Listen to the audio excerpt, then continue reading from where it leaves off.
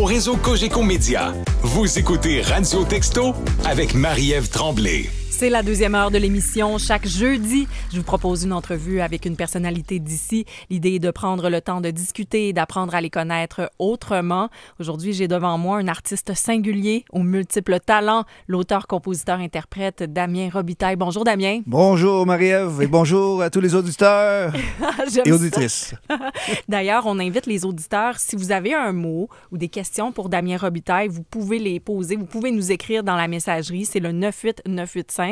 Je vais vous lire tout au long de notre entretien, puis je pourrai aussi poser vos questions directement à Damien. Merci d'avoir accepté mon invitation. Hey, c'est mon plaisir. C'est rare qu'on a des entrevues aussi longues et tout ça. Et je pense que ça va me faire du bien. Parce que souvent quand je fais des entrevues, là, c'est rapide. C'est rapide, puis là, je peux lire dans le visage de l'entrevueur. Là, de l'animateur, ou ouais. de l'animateur, oui, qui est pressé pour le temps. Alors là, je me presse dans les réponses. Alors là, je vais parler plus lentement que d'habitude, mais ça va être différent, tu vas voir. On va me connaître autrement. Ben, c'est ça le but, puis on a le temps, c'est vrai, puis c'est ce que j'aime, c'est ce que j'adore de ces rencontres-là. Ça ressemble à quoi, toi, ton mois de décembre? Ben, cette année, c'est différent de les derniers 5 ans, parce que d'habitude, depuis 2019, je suis en tournée de Noël, et alors là, je suis sur la route tout le temps, à travers le Québec, à présenter mon spectacle. Mais là, cette année, c'est bien différent. Je suis à la maison, je prends des contrats ici et là, des petites entrevues, hier, j'étais en studio avec une artiste, puis non, c'est ça. Je fais des spectacles avec des amis, et je m'occupe beaucoup des enfants ces temps-ci, et des chiens. Des chiens aussi, c'est ça, parce que tu as 2 chiens. Mais tu te sens comment, justement? Parce que là, tu dis, depuis 2019, tu es en tournée, tu es partout, ça brasse au mois de décembre. Ça te fait quoi d'être retombé sur tes pattes, puis d'être chez toi, puis de gérer ta vie, ta famille à ce temps-ci de l'année, alors que ça a toujours bougé beaucoup? Mais disons que ça bouge plus que quand je suis en tournée. En tournée, ça, c'est ma routine. Je suis habitué à ça. Il y a l'heure d'arriver à la salle de spectacle. C'est structuré. C'est structuré, mais là, c'est nouveau pour moi avec les enfants. Là, OK, courir, aller à l'école, les amener à l'école, là, OK, préparer les lunchs, tout ça. Moi, c'est tout nouveau pour moi. Là, puis alors là, s'occuper de tout le monde. Là, on dirait que la journée est finie, puis là, je suis comme, qu'est-ce qui se passe? Là? Wow, faut que je me lève tôt. Oh, c'est à 6 heures demain matin. En musique, on peut se lever un peu plus tard. Ouais, c'est ça. Alors, c'est une période d'adaptation, c'est ça. Oui, puis tu as sorti 2 albums de Noël. Là. Toi, est-ce que tu aimes Noël en particulier ou c'était... Oui, j'aime beaucoup Noël. D'habitude, ça a changé beaucoup depuis le lancement du disque. C'est ça, Pourquoi? Les traditions ont changé. Avant, j'allais... je passais du temps en Ontario, je retournais dans ma famille, fêter ça, puis c'était comme on se retrouvait en famille. Mais là, c'est comme encore une période d'adaptation. Est-ce que ça te manque la tradition, justement, avec la famille, le voyage en Ontario? Ah, oui, ça me manque un petit peu, mais maintenant, c'est le temps avec mes propres enfants de faire nos propres traditions, de créer des nouvelles traditions. Et j'ai pas encore eu le temps d'y réfléchir. De le créer comme il faut, là, parce que là, avec ma copine, on a des familles reconstituées, alors tout ça, on essaie de mélanger... de trouver l'ordre dans tout ça, toutes les familles et tout. Alors, c'est nouveau. OK, vraiment un changement complet là, de ton côté pour cette période-là de l'année. C'est ce que je comprends. Dans l'inconnu. Oui. Ah oui, dans l'inconnu. Oui, c'est ça. Ben, j'avais une nouvelle tradition, c'était la tournée. Mais maintenant, pas de tournée cette année. Alors, je dis, qu'est-ce qui se passe? Oh, c'est dans 2 semaines Noël. Là. OK, il faut que je prépare la bouffe. Puis, c'est ça. On reçoit les gens cette année, plein de familles. Je vais cuisiner beaucoup. Oui, parce que tu cuisines beaucoup, toi? Ah oui. Ah oui? Ça, c'est quelque chose que j'aime beaucoup faire, oui. Parce que je pense que c'est comme mon passe-temps. Je pense que j'aime plus cuisiner que de manger. Alors là, quand je fais à manger, c'est tellement long. Tout le monde est là. Damien, c'est trop long quand tu cuisines. J'aime ça prendre mes recettes. Là. J'aime m'apprendre à faire des nouvelles trucs, des grandes recettes. Puis là, Damien, il est 10 heures, les enfants n'ont pas mangé. Je suis comme, comment ça? C'est quoi le problème? Moi, je suis habitué manger tard, manger n'importe quand. Là. Est-ce que tu as un grand classique culinaire? Ah, moi, je suis. Mes classiques, ben, je fais beaucoup de pizza. Tu sais, j'ai un four à pizza. Je fais de la paella. Ça, c'est quelque chose que. J'ai une machine. Pas une machine, un genre de cuisseur. La casserole, là. Pas juste la casserole, j'ai le cuisseur pour aller dehors. Là. Ça vient de l'Espagne. Là, puis, ouais, alors ça, c'est quelque chose que j'aime beaucoup faire. Puis tu dois faire une paella authentique, hein? C'est ça, parce que la mère de tes enfants est espagnole. Est-ce que c'est là où tu as appris ça? Ben, elle est colombienne, mais les enfants, pendant la pandémie, vivaient en Espagne, alors j'y allais ça, souvent. okay, c'est là. Alors là, pour moi, c'était comme, c'est un bon souvenir avec mes enfants. On allait manger des paellas souvent au bord de la mer. Alors là, j'ai dit, je vais m'en acheter un. M'équiper pour préparer tout ça. Là, puis, ouais. Alors, ça, c'est le fun à faire. Puis, mais, ouais, je cuisine beaucoup de choses en P. Pizza, paella, pain, pancakes. Et dernièrement, je fais des pâtes. Oh oui, j'ai commencé à faire mes propres pâtes. Ça, c'est fun aussi, ouais. OK, c'est vraiment de la vraie cuisine, là. C'est pas juste ça, j'adore cuisiner, c'est une passion, là. Pour faire ses propres pâtes, là. Ah oui, moi, c'est le fun. Moi, j'aime ça, voir comme le processus de tout ça. Mais recevoir du monde, ça, c'est stressant. Alors là, mais je sais pas. C'est comme... Quand j'étais jeune, j'aimais beaucoup faire des Legos ou bâtir des petits modèles d'avions et tout. Alors là, c'est comme la même chose. C'est comme j'ai les instructions et je suis les instructions. Puis c'est comme la bouffe à Lego. Ouais. Justement, l'idée est d'apprendre à te connaître autrement. Tu viens d'ouvrir une belle porte avec ton enfance. Ça ressemblait à quoi, toi, ton enfance? C'était... Ben moi, pour ceux qui ne savent pas, moi, je viens de l'Ontario. Alors, je viens d'un petit village. Alors, c'était un peu isolé, mais quand même, j'avais 2 frères et 2 sœurs. Alors, on avait une petite communauté dans notre propre famille. Oui, notre propre famille, oui. Puis le village était très petit aussi, tu sais. Alors, là, c'est une petite école, une école élémentaire. L'école Sainte-Croix, c'était une école francophone, mais catholique. Puis là, il y a peut-être 200 élèves dans l'école. Alors, tout était petit, tout était à petite échelle. Puis, le village La Fontaine, franco-ontarien. Alors là, je vivais dans un monde francophone et anglophone dans les deux, mais les seuls francophones que je connaissais, c'était comme du village. Puis ensuite, quand tu sortais de cette zone-là, c'était tout en anglais. Puis j'avais pas de lien avec le Québec ou la France, rien. Je connaissais pas cette culture-là. Je sortais... Le reste de ma famille, du côté de ma mère, et les autres, ils restaient à Kitchener-Waterloo. C'était tous des anglophones. Alors là, on allait dans la famille là-bas. C'était tout en anglais. Puis on se parlait en français un peu. Puis là, ils trouvaient... Alors, je sais pas, c'était juste... C'est un peu bizarre, mais c'est naturel. Alors, on se sentait un peu différent toujours. Tu te sentais comme un peu... C'est particulier quand même, hein? Que depuis le moment où tu as des souvenirs, que tu te bâtis des souvenirs, tu te dis, tu te sentais dans la différence relativement au contexte culturel dans lequel tu évoluais. Oui. Ah oui, toute ma vie. Ben, tu te sens unique, différent. Ouais, même... nous, on vient du petit village de La Fontaine. Il y a peut-être quelques centaines de personnes qui vivent là. Mais là, on allait en ville, tu allais à Penetang. Là, il y avait 7000 personnes qui vivaient là. Alors, même quand tu arrivais là-bas, tu disais, je suis différent. Moi, je pensais que tout le monde qui venait de la ville, c'était des méchants. Puis que j'allais me faire voler. Puis, ouais. Tout ça, c'est particulier. Ouais. Alors, tu créais ton petit monde chez toi, au village. Alors, j'ai joué au baseball seul. Tu joues au baseball seul? Tu viens d'ajouter le seul? quand il fallait. Ouais, alors, c'est ça. Alors, et tu vas Très voir ça. seul, c'est ce que je alors, comprends. tu vas voir, beaucoup dans mes chansons, je parle de solitude. L'homme autonome, le remettre dans la ville, seul. Il y en a plein comme ça. Wow. Mais c'est comment être enfant et de ressentir autant de solitude? Ben, c'est juste normal. Hein? J'étais bien gêné, très gêné. Alors là, tu dis... tu vois, tu connais rien d'autre, là, ça.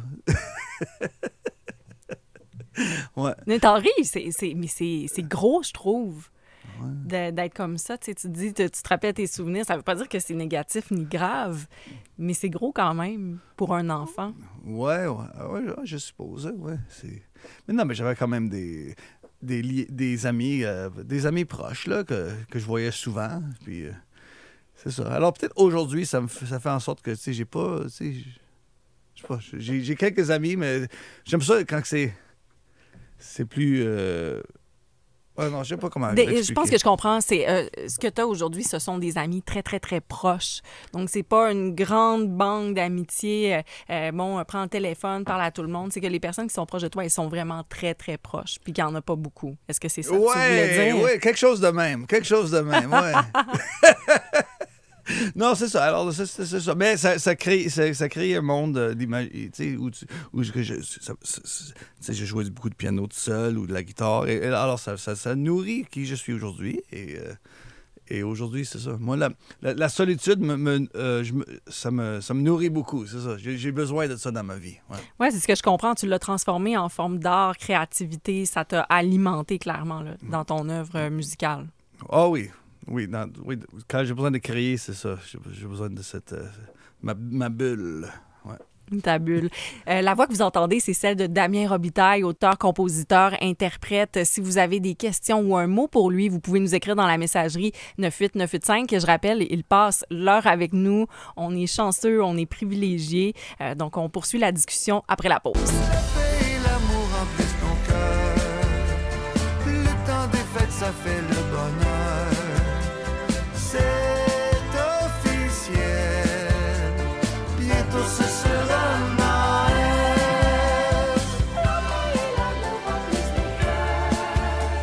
Je pense que cette chanson est une de mes préférées, chanson de Noël, pour vrai, sans blague. C'est celle de Damien Robitaille, auteur, compositeur, interprète. Le titre de cette chanson, « Bientôt ce sera... » Je chanterai pas devant toi. Bientôt ce sera Noël. C'est mieux que ça vienne de toi que ça vienne de moi. Les auditeurs doivent être à bout de m'entendre chanter. Tu chantes beaucoup? Oui, beaucoup. Et souvent des publicités aussi. En tout cas, ça, c'est une autre histoire. Mais vraiment heureuse de passer l'heure avec toi, Damien Robitaille, puis d'avoir ce prétexte pour passer de l'excellente musique de Noël. D'ailleurs, c'est à la demande d'une auditrice qui dit, qui avait écrit dans la messagerie, « Dès que vous avez présenté Damien, je me suis mise à fredonner. Bientôt, ce sera Noël. » J'adore cette chanson. Il y a beaucoup de commentaires pour toi, d'auditeurs qui réagissent à tes propos dans la messagerie. Je vais en lire quelques-uns, si tu veux bien. Oui. Bonjour Damien, de la part des chansonniers d'Ottawa. Ça, c'est une gang que tu dois connaître, je ne sais pas. En tout cas, eux, ils te suivent. Myriam nous écrit « Bravo Damien, tu représentes très bien les Franco-Ontariens. Continue de rayonner. » Il y a une fierté chez les gens qui ont vécu dans la même situation que toi. Un autre « Bonjour Damien, vous avez été mon rendez-vous tout au long de la pandémie. Merci pour votre générosité et votre grand talent. » On va en parler ça plus tard de la pandémie, c'est sûr et certain. Un autre message, pouvez-vous dire à M. Robitaille que j'ai beaucoup aimé le documentaire « Le rêve américain. J'ai appris des choses incroyables et c'est très intéressant de connaître l'histoire des communautés francophones aux États-Unis. » C'est Edith Paris qui écrit ce message. C'était quoi cette série, Le rêve américain? C'était un documentaire à laquelle j'ai participé en 2011, 2012. En 2012. Et avec... c'est un long métrage documentaire où je faisais un road trip à travers les États-Unis à chercher... Dans les communautés francophones, c'est ça? À trouver ce qui reste de l'exode des Canadiens français vers les États-Unis du fin du 19e siècle. Alors, il y a comme 1 million de francophones qui sont partis du Québec vers le Maine, toute la Nouvelle-Angleterre et un peu partout. Alors je passais du temps en Nouvelle-Angleterre, New York, Michigan, parce qu'il y en a qui allaient là-bas pour faire bûcher du bois. Puis ensuite, je me rendais jusqu'à L.A. Puis c'est un film de Bruno Boulienne. Et oui, c'est ça. Alors, c'est bien le fun de faire ça. Puis ça ouvre les yeux. Qu'est-ce que tu as appris de cette expérience-là? C'est intéressant. Ben, j'ai appris que les francophones ont eu plus d'impact sur les États-Unis qu'on le pense. Là, tu passes à travers les États, il y a plein de villes qui ont ces noms francophones. Ces références. Ah oui. Et Ben, et ça m'a appris aussi que la fragilité de cette langue-là. Moi, c'est fragile pour moi en Ontario, grandir en français, mais là, quand tu arrives dans les communautés, au Lewiston, au Maine et tout ça, il reste juste quelques personnes ici là qui parlent le français, mais là, ça disparaît tranquillement. Ouais. Ça s'évapore, là. C'est en grande partie déjà même évaporé. J'aimerais qu'on revienne sur ton entrée dans justement la musique, parce qu'on te connaît surtout comme musicien, auteur, compositeur, interprète. Est-ce que tu as toujours voulu faire carrière en musique? Ouais, ben depuis l'âge de l'adolescence. Ouais, depuis quand j'ai commencé à jouer la guitare puis chanter, là, je voyais que j'avais un talent en musique. Et alors je me suis dit, je vais être professeur de musique. Alors, OK, le but, c'était d'être prof. Oui, parce que moi, je pensais pas que c'était possible de gagner sa vie à créer de la musique, à chanter et tout. Et j'étais bien gêné aussi, tu sais, monter sur la scène, là, c'était gênant. Alors, je mis tous mes œufs dans un panier, puis et à l'école, je mettais tout le focus sur la musique. Sur la musique, ouais. Mais ça fait en sorte que toutes les moyennes de mes notes étaient très basses et j'ai pas pu rentrer à aucune université. Ah, c'est vrai? T'étais tellement concentré sur la musique, t'as voulu aller à l'université? Oui. Mais j'ai réussi après 1 an. Tu sais, j'ai pris 1 an de congé, puis finalement, il y a quelqu'un qui m'a accepté. Là, puis, ouais. Je travaillais comme pompiste pendant 1 an, puis à la fin du secondaire. Puis, j'étais à Wilfrid Laurier à Waterloo, c'est ça, en Ontario. Pompiste. Ouais, pompiste pendant 1 an. Puis, alors là, j'ai fait 2 ans d'université, puis là... Il fallait faire des dissertations, puis tout ça. Moi, je voulais juste faire de la musique. Là. Je veux pas écrire des dissertations sur l'histoire de la musique et tout ça. Là. Alors, j'ai lâché ça. Et là, ma mère paniquait. Tout le monde. J'étais comme, qu'est-ce que tu fais, Damien? Puis, je me suis inscrit dans un concours d'auteur-compositeur qui s'appelait Ontario Pop à l'époque. Et... je me suis rendu en finale. Puis là, c'était comme ma première fois à la télévision. Ils mettaient ça à la télévision en 2003, ça. Puis avec Véronique Dicker qui animait.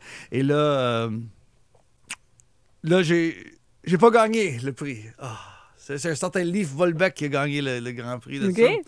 Mais il y avait un prix que je voulais, il offrait une année d'études à l'École nationale de la chanson à Granby. Oui. Et là, le gagnant voulait pas aller. Ah, ben voyons. Alors, ils ont dit, « Hey, Damien, voudrais-tu aller à sa place? » J'ai dit, « Ben oui. » Alors, finalement, et c'est ça qui a fait en sorte que je suis rendu ici au Québec. C'est ça qui t'a amené ici au Québec. Mais ouais. Ça, c'est vraiment intéressant. Tu t'inscris à ce concours. C'est ce prix-là que tu veux. Le gagnant, finalement, le veut pas. Ouais. Toi, tu le prends. Ça a changé le cours de ta vie, ça. Ah oui. Ça m'a envoyé ici au Québec. Puis ça fait 20 ans que je suis là.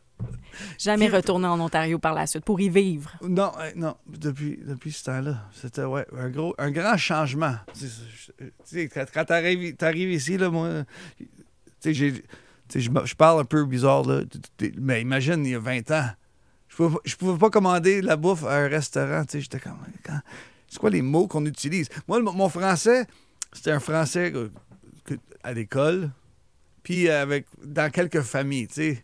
Mais pas tant que ça au quotidien. Ah non, dans la rue, non, dans le fonctionnel, alors là, c'était comme... Hein? Tout le monde me regardait avec un air bizarre. Là, tu fais le geste devant moi, les auditeurs te voient pas, mais c'est vraiment comme je gratte la tête, là, mais vraiment fort. Ouais. Alors là, bon, ça a été tout un changement pour toi, c'est ça, là, d'intégration ici même. Tu t'es pas senti chez toi tout de suite, là? Ah non, pas du tout. Puis est-ce qu'aujourd'hui, tu te sens chez toi ici? Au Québec? Oui, c'est sûr. Après 20 ans, tu sais, c'est ça, ma copine est québécoise.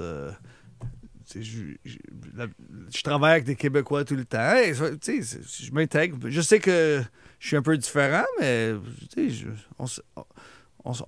c'est ça. Je me suis adapté complètement, puis les gens sont adaptés à moi, puis je suis qui je suis, puis... Mais disons que pendant longtemps, j'ai un peu repoussé le côté anglophone. J'ai dit, non, faut pas que je monte. Mais là, je Là, je suis plus c'est- à l'aise, ouais, de laisser aller. Je comprends. C'est comme si tu avais dit, pour arriver à m'intégrer ici, je dois laisser de côté un peu mes racines.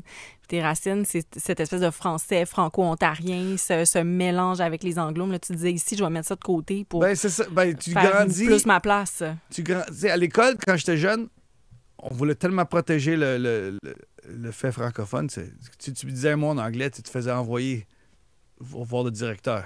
OK? Tu dis, hey, t'as dit un mot en anglais, va voir le directeur. Ah, ouais. Tu te faisais chicaner. Comme... Mais voyons! Ah oui! Alors moi, j'arrive ici, puis là, toute ma vie, j'étais comme, non, OK, faut pas parler en anglais, faut protéger le français, faut protéger le français. Mais à travers tout ça, je reniais un peu mon... Mais oui, tes racines. La moitié de mes racines, c'est anglophone, tu sais. Alors là, je me laisse aller plus dans ce côté-là, tu sais. Ouais. Je vais te lire le commentaire d'un auditeur, là, Damien. J'aime ta différence. C'est ça, être québécois. C'est différent. C'est s'intégrer aussi au reste de la population. T'es super. Puis un auditeur aussi, Denis, qui écrit « Salut, Damien, est-ce qu'il a maintenant sa citoyenneté québécoise? » Je trouve ça drôle, mais est-ce que tu te considères québécois aujourd'hui? Ah oui, à cette heure, je me Ouais. considère québécois, oui. Mais tu sais, avec... tu sais, j'ai mes racines franco-ontariens, québécois. Mais j'aime l'expression, je suis canadien-français. Tu sais, Toi, t'es Canadien-Français. c'est ça. OK. À l'époque, je sais qu'il y a bien des Québécois qui n'aiment pas cette expression-là. Tu sais, ils voient ça péjoratif. Mais moi, c'est ça que je suis. Puis c'était ça qu'on était avant ici. Tu sais, le Canadien, c'est ça. Au Canada, c'était écrit par un Québécois. Tu sais, c'est ça. Ensuite, les anglophones l'ont pris, puis ils se l'ont approprié. Alors, c'est ça. Moi, c'est ça que je suis. Tu sais, j'aime pas ça que on se met tous dans des bulles, là, québécois, franco-ontariens. Ouais, dans les cases. Ouais, des cases. Mais à la base, on est tous francophones. C'est ça. Tu le vois comme ça. Qu'est-ce qui s'est passé après l'année, la formation à Granby? Après, là, je me suis inscrit dans des concours. D'autres concours. Parce que c'était ça à l'époque. Alors, j'ai fait le festival de Granby. J'ai gagné des prix là. Ça m'a permis de continuer. Et par la suite, j'ai fait les Francouvertes. Ça, c'était un concours qui est ici à Montréal. Qui existe toujours. Oui, qui existe toujours. Et je me suis présenté là seul. C'était tout contre des orchestres. Tout le monde a des bands de rock, de rap. Puis moi, je me présentais seul avec ma guitare, seul au piano. Puis je faisais avec mon orchestre imaginaire. Je présentais des musiciens qui n'étaient pas là. Alors, puis Mais t'es tellement sympathique à faire ça, j'imagine. C'est sûr que tu devais attirer l'attention dans ces concours-là. T'as démarqué, là. Mais les Francouvertes, c'était... T'as tout lavé. Ah, c'était touchant aussi parce que 50% du vote était... Il y avait une jury, mais c'était le public. Puis moi, j'avais pas d'amis ou de famille dans le public, mais ils votaient pour moi quand même. Alors ça m'a ouvert... En gagnant ça m'a ouvert la porte. J'ai pu rencontrer une gérante, une compagnie de disques et tout. Et là, j'étais lancé dans la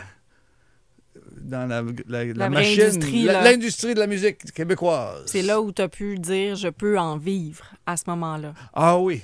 Je suis arrivé à Montréal. J'ai travaillé 4 mois au Théâtre du Katsu en tant que concierge. Et là, le lendemain que j'ai gagné les Francouvertes, j'ai dit « Ah non, il faut que je lâche ça ». Alors, j'ai appelé mon meilleur ami de La Fontaine, Antoine de Villers, puis j'ai dit « Antoine, t'as-tu le goût de déménager à Montréal? J'ai une job pour toi au Katsu. » Puis t'as refilé ta job de concierge. Oui. Puis là, aujourd'hui, il est encore le concierge au Katsu, mon ami Antoine de Villers, que je salue. C'est vrai? Ben oui, on le salue. Oui. Mais voyons, mais quelle histoire fascinante. J'en apprends beaucoup à propos de toi. Je suis certaine que les auditeurs aussi. On passe un très, très bon moment. Je rappelle la voix que vous entendez en ce moment, c'est celle de Damien Robitaille, auteur, compositeur, interprète. Robitaille, j'aime ça comment tu le dis. Il y a beaucoup d'auditeurs qui réagissent dans la messagerie. Là. Je lis quelques messages avant d'aller à la pause. Tu es inspirant, Damien, un gars authentique, talentueux, sympathique. arrêtez. Un autre, c'est Félix qui écrit « Damien est francophone ». J'aime ça. Lucie nous écrit « Et que je l'aime, Damien ». Je l'ai vu la première fois il y a 20 ans dans un parc à Huntsic. J'ai été foudroyée, happée par son talent. Il me met en joie chaque fois que je le vois ou je l'entends. Il est vraiment sympathique, que de talent. De plus, je le trouve très beau et je suis heureuse qu'il retrouve ses enfants. Je l'embrasse très fort et j'embrasse ses chiens, fort sympathiques, tout comme Damien. Si vous avez un mot ou une question pour Damien Robitaille, vous pouvez nous écrire dans la messagerie au 98985. Je vous rappelle, on a la chance de passer 1 heure avec lui.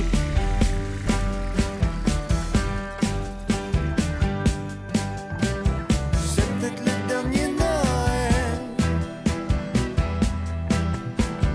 Faut qu'on en profite, ma belle. Viens danser sous les pieds. C'est la chanson Le Dernier Noël de Damien Robitaille, auteur, compositeur, interprète, qui est notre invité aujourd'hui pour la longue entrevue du jeudi. Je me fais plaisir, le Damien, de mettre de la musique de Noël. Ben c'est oui, comme tellement un gâte-toi! bon prétexte. Ben oui, je me gâte maison. Il y a beaucoup d'auditeurs qui réagissent à tes propos, à ce que tu racontes, là. Un auditeur écrit « Merci Damien pour ton authenticité, ton humilité. Ça fait du bien d'entendre quelqu'un d'équilibré comme toi. Wow! C'est François, Ouais, qui nous écrit ça. Un autre message. Damien, un génie de la solitude, un artiste, un créateur. Bravo, joyeuse fête. Si vous voulez continuer d'écrire des mots, vous pouvez le faire dans la messagerie au 98985. Et là, Damien, à notre émission Radio Texto, souvent je donne les numéros de téléphone parce que j'aime avoir des témoignages, des personnes qui racontent des histoires en lien avec les sujets qu'on aborde. On a parlé d'analphabétisme dans la première heure. C'est vraiment très riche. Là, dans les entrevues, habituellement, je ne donne pas les numéros de téléphone parce que je me concentre vraiment sur l'invité puis les mots. Mais il y a quelqu'un qui a décidé d'appeler quand même. C'est une auditrice, puis on a décidé de lui permettre de te parler directement. C'est Francine. Bonjour, Francine. Est-ce que vous êtes là? Francine? Salut, Francine! J'ai l'impression qu'elle ne sait pas qu'elle est en onde. C'est Francine, ma belle-mère? Elle a manqué sa chance, notre chère Oh Francine. Bon, ben c'est pas grave. Je me trouvais tellement le fun de dire on passe l'appel de quelqu'un. Mais bon, voilà. Elle a un beau rire. Vous avez un très beau rire, Francine. C'est ce que j'adore de la radio en direct. C'est génial. Dans le contexte de mes entrevues, je discute toujours avec quelqu'un, un proche, parce qu'encore là, je le répète, l'idée est d'apprendre à vous connaître autrement. Je l'ai fait aussi avec toi. J'ai demandé à la personne de détailler la relation que vous avez ensemble. On l'écoute. Oups, encore. C'est Francine. L'extrait 1, s'il vous plaît, à la mise en nom. Est-ce qu'on l'a?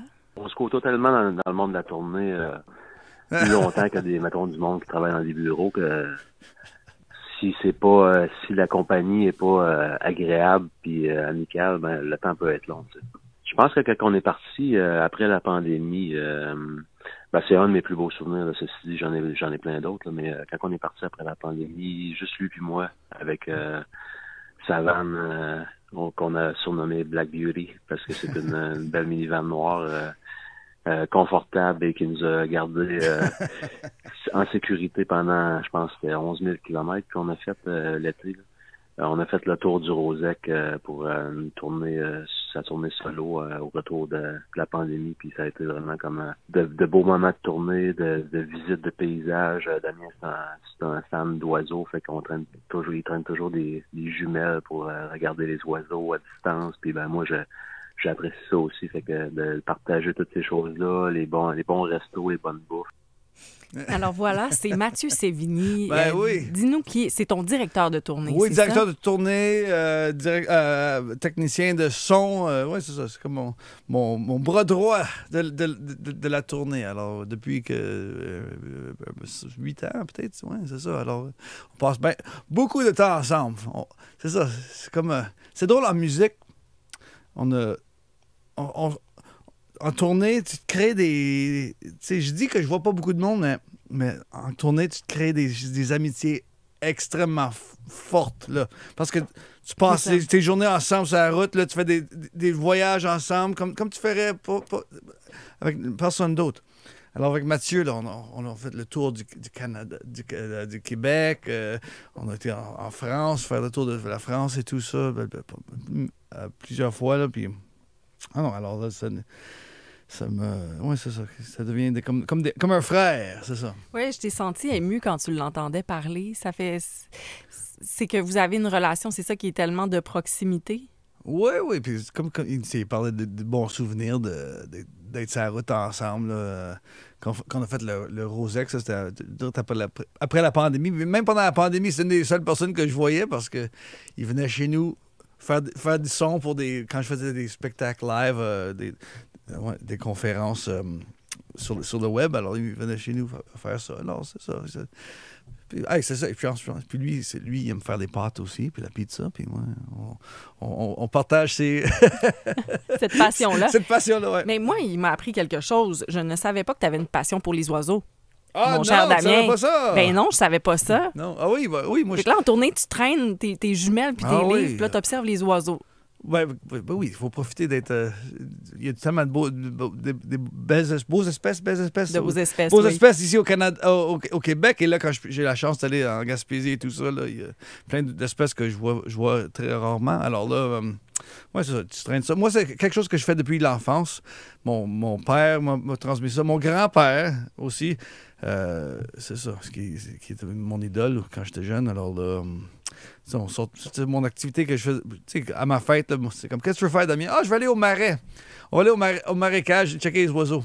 OK, alors là, on se promenait. Puis tu faisais une liste d'oiseaux toutes les années. Puis c'est ça. Puis dernièrement, je suis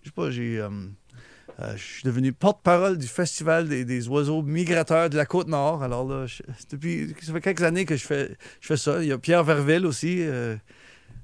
Qui est devenu un ami, puis parfois on sort ensemble, regarder les oiseaux. Puis... c'est vraiment une belle passion. Puis c'est intéressant parce que, comme tu dis, ça vient de ta famille. Tu as dit, mon grand-père, c'était comme mon idole. Ouais. Donc, tu voulais comme imiter sa passion parce que tu disais, si lui, il aime ça, c'est sûr que c'est génial. Ben, je sais pas, j'ai grandi là-dedans. C'est juste naturel. Pour moi, c'est comme tout le monde faisait ça. Alors moi, je sais pas, ils m'ont appris tout ça. Alors, c'est le fun. Tu sors tout seul. Moi, c'est encore la solitude. J'aime ça être seul dans la forêt, seul avec les oiseaux. Ils deviennent comme des petits amis. Ils ont des belles couleurs, des beaux chants. Et, ben, j'en fais pas assez, on va dire. Mais, c'est ça. Alors, je comprends. J'ai demandé à ton ami Mathieu Sévigny, c'est quoi ta plus grande qualité? As-tu une idée? C'est quoi ta plus grande qualité?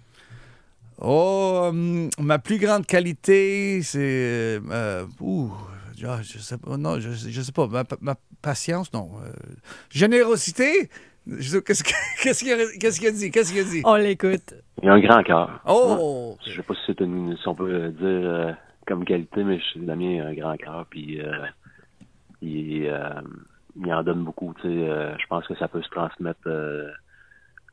dans le fond, je pense que le public peut le savoir autant parce que, mettons qu'on fait des spectacles, moi je le sais, là, c'est un spectacle, des fois c'est 90 minutes, ben lui, ça va être 2 heures.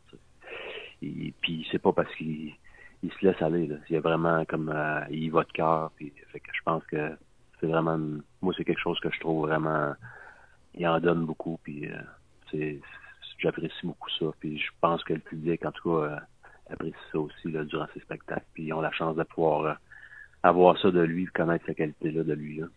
Je me considère très chanceux de pouvoir travailler avec une personne comme Damien, puis autant authentique et sympathique. Puis, mais c'est rare. Je l'avoue, je me considère chanceux. Il a quand même dit, et ça m'a marqué, c'est quand même rare. Il se considère chanceux de travailler avec quelqu'un comme toi. Pour toi, l'authenticité, c'est important. Ah oui, oui. Je pense que ma mère m'a transmis ça. C'est de... Ouais, être honnête, être vrai. Il n'y a pas d'autre façon de faire. Moi, c'est ça. J'ai la misère à faker dans la vie. Moi, si je ne vais pas bien, je vais le dire. Il faut être ouvert puis discuter. C'est ça. Comme aujourd'hui. Ça ressemble à quoi le lien que tu as avec les personnes qui te suivent, qui t'aiment, qui vont voir tes spectacles? Le public? Oui.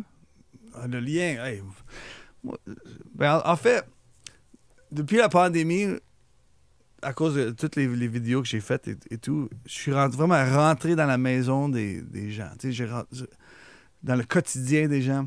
Alors moi, chaque fois que je sors, là, les gens viennent me voir et sont là comme « Damien, wow, merci, là, tu m'as sauvé. » Comme, des mots comme ça. Et c'est tellement... Tu m'as sauvé quand même. C'est pas tout le monde qui dit ça, mais là, l'autre jour, le monsieur me dit ça comme « Ah, tu m'as sauvé, tu m'as aidé à passer à travers ce moment-là difficile. » Alors, je sens que les gens sont reconnaissants, puis je sens qu'ils...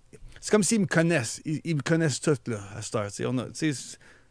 J'étais là, ami pendant la pandémie. Alors là, ils viennent me voir, puis les salles sont pleines comme jamais ça a été. Mais... Ça a tout changé pour toi, hein? Ça se peut. Ah oui, ça a tout changé, ouais. Le fait, cette présence-là dans les maisons. Est-ce que, tu as dit, ils ont l'impression de te connaître. Est-ce que toi, tu as l'impression de le connaître, ton public? Ah, est-ce que je... En fait, c'est tellement varié. Il y a du monde de tous les milieux, de tous les âges. Alors, tu peux pas toutes les connaître. C'est ça le truc. C'est ça. Mais c'est comme quand j'étais jeune. Tu sais, quand j'étais au secondaire, c'est un peu semblable. J'étais gêné, mais j'étais rendu premier ministre de l'école. Puis je montais tous les jours faire des annonces devant le monde. Puis tout le monde me connaissait dans l'école. Tout le monde me connaissait. Puis... Mais j'avais pas tant d'amis proches. Je sortais pas beaucoup. Alors là, c'était comme... Je sais pas, il y avait quelque chose de... J'aimais ça être dans ma bulle, puis j'aimais ça être sur la scène. J'aimais protégé dans ma scène, mais j'aime ça le contact avec tout ce monde-là aussi. On peut être frappé le micro. Damien Robitaille, on termine l'émission ensemble. Ça passe vite, hein? Je te vois réagir. What? Oui, what? Vraiment. Damien Robitaille, auteur, compositeur, interprète, est avec nous en longue entrevue aujourd'hui. Si vous avez un mot pour lui, vous pouvez l'écrire dans la messagerie au 98985. Il y en a beaucoup si vous avez des questions aussi. Et je tiens à mentionner, tantôt on parlait d'espèces d'oiseaux. Puis là, c'est comme un ou une. J'ai dit une espèce, c'est une espèce. Je veux pas te laisser partir d'ici. Je veux pas te laisser sortir d'ici avec cette mauvaise information. Des fois, ça arrive comme ça. Une espèce, mon cher. Ouais. Alors, voilà. On poursuit la discussion après la pause. À tout de suite. Je suis décalé dans un kaléidoscope. Je suis décalé dans un kaléidoscope. Je suis décalé dans un kaléidoscope.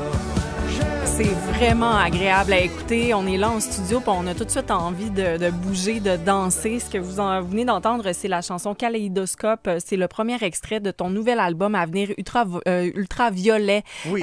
Ça va sortir en février, le jour de la Saint-Valentin, si je me trompe pas. Il n'y a pas de concept derrière ça. Non, je voyais 14 février. Kaléidoscope, c'est pas très romantique comme titre. Comme mon kaléidoscope de l'amour.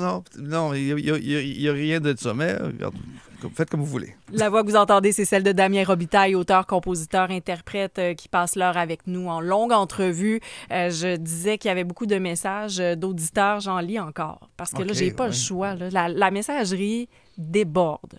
Ça démontre à quel point les auditeurs, les gens t'aiment, à quel point ils se sentent proches de toi. Un message, j'adore Damien au-delà de sa musique, sa personnalité et son intégrité, fidèle à lui-même, beaucoup d'autodérision et c'est louable. Je l'adore comme artiste et comme humain. C'est signé Sandra, ta conseillère. Je sais pas si tu la connais. En tout cas, elle te connaît. Un autre message, une personne très authentique, ça fait du bien d'entendre Damien. Un autre message, merci de m'avoir fait découvrir Damien. Oh! Quelqu'un qui ne te connaissait pas, fabuleuse rencontre. Je viens d'acheter l'album de Noël en marchant. Joyeux Noël et mais bonne marche. Oui. Damien, c'est la joie incarnée. On l'aime et je confirme, c'est le cas depuis une heure. Est-ce que j'en lis encore ou c'est trop? Encore, encore, fais comme tu OK. veux. Non, ça n'arrête pas. Ça arrête C'est une superbe aventure de vie. Félicitations, on vous aime beaucoup. Restez toujours avec nous au Québec. Un autre, j'adore Damien Robitaille, je le trouve authentique. Il fait de la belle musique, tout comme lui. Authentique. Mais on en a parlé de l'authenticité Ben oui. avant la pause. Ça transparaît, ça transpire de chez toi, de chez ta personne. Un autre, Damien était tout pour ma grand-mère. Elle écoutait toutes ses vidéos sur son Facebook. Je me rappelle encore de la voir et de me dire, viens voir Marie, viens écouter Damien avec moi.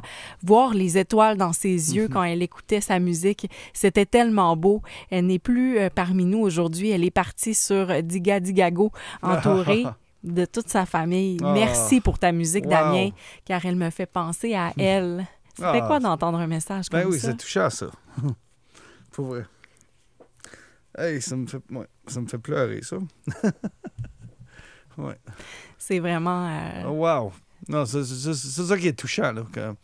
Quand tu peux, comme je disais, rentrer dans les familles, faire partie du quotidien, des petits moments comme ça, là, c'est... Tu sais, la musique, tu sais, ça devient utile à la vie. Ça devient... c'est ça. C'est pas juste pour moi que je fais ça, tu sais. Je veux partager. Puis ça, entendre quelque chose comme ça, ça vient me chercher. Ça me touche aussi Ouais. de voir quel effet, justement, ta créativité, ton œuvre, ta présence, ton authenticité a un effet concret, tu sais, chez les gens. Parce qu'on en parlait aussi avant la pause. Tu disais, moi, je monte sur la scène, je m'imagine les gens qui sont là. Eux, ils ont l'impression de me connaître. Moi, j'espère les connaître. Mais d'avoir ce genre de message-là, ben, Ouais. on dirait que ça personnifie peut-être Ouais. plus. Ah non, c'est ça. Tu sais, pendant la pandémie, je reçois beaucoup de commentaires et tout ça, mais c'est en sortant dehors, en voyant les gens puis tout ça, ça devenait concret. Je sais pas pourquoi ce message-là, c'est plus concret. Tu vois, je savais pas que j'avais autant d'impact dans la vie des gens. Puis, ouais, non, c'est vraiment beau. Ouais. Est-ce que toi, pendant la pandémie, d'avoir fait ces vidéos-là tous les jours, ça t'a aidé aussi à passer au travers? Au même titre que les personnes qui disent qu'ils t'attendaient avec impatience? Ah oui, ça m'a sauvé, moi, tout. Là. C'était l'isolement. Même un gars qui aime la solitude, à un moment donné, là, je virais fou. Une vidéo que j'ai mis, j'étais assis sur une chaise berçante, puis j'allais faire une chanson, mais je suis parti en fou rire. Puis je l'ai posté, cette vidéo-là, mais c'est totalement vrai. J'étais comme, qu'est-ce qui se passe? Mais c'est ça. Alors moi, je me réveillais le matin, ça me donnait un but. Puis là, je passais la journée à travailler là-dessus, à prendre une toune. Ensuite, heureusement, j'avais mon chien, j'étais pas tout seul. Et non, c'est ça. Je me sentais moins seul à cause de ces chansons-là. Puis franchement, je m'ennuie de faire ça, de ce projet-là. C'est comme... ouais. As-tu envie qu'on en écoute un peu? Parce qu'on avait sorti l'extrait de ta reprise de la chanson Pump Up the Jam, oui. Qui a été probablement la première, là.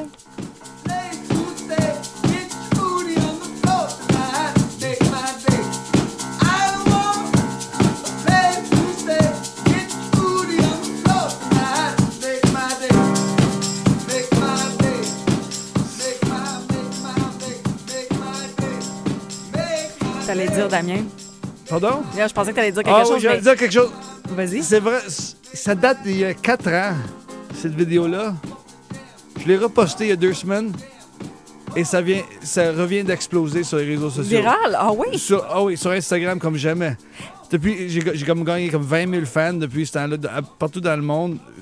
Je commentais à 2 millions de views, là, juste. Mais ce qu'on doit préciser aux auditeurs, peut-être qui te connaissent moins, c'est que c'est toi, ce qu'on entend, Ouais. tu es tout seul à faire au complet, là, les sons, la musique, le chant, tu te filmes. C'est ça qui est spectaculaire dans tes vidéos, parce qu'il y a des personnes qui reprennent des chansons, tu sais, c'est chouette, mais pour faire des dizaines de millions de vues, parce que ça a été le cas pour cette vidéo-là, c'est que c'est spectaculaire de te voir en homme orchestre. Ah oui, ben c'est ça. Et je pense, encore là, c'est l'authenticité derrière tout ça, parce que je faisais le montage, je faisais tout. Alors, c'est broche à foin. Je travaillais avec ce qu'il y avait disponible, puis wow. Alors, merci tout le monde. Et Ouais. merci à toi, Marie-Ève. Merci à pour toi, pour Damien. l'heure passée avec moi. Oui, Damien Robitaille, auteur, compositeur, interprète, très généreux en entrevue. Merci beaucoup d'être venu nous visiter avant les fêtes.